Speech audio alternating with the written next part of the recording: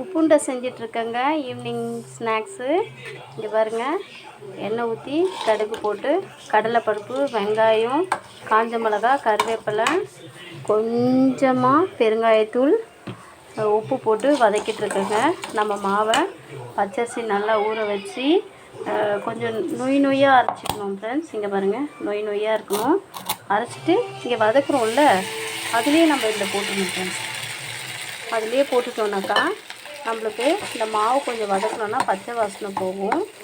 நம்ம உருண்டை பிடிச்சிட்டு அப்புறம் இட்லி குண்டால வச்சு அவிச்சிட்டோன்னா சுட சுட உப்புருண்டை ரெடி. நீங்களும் இப்படி செஞ்சு பாருங்கள் ஃப்ரெண்ட்ஸ்.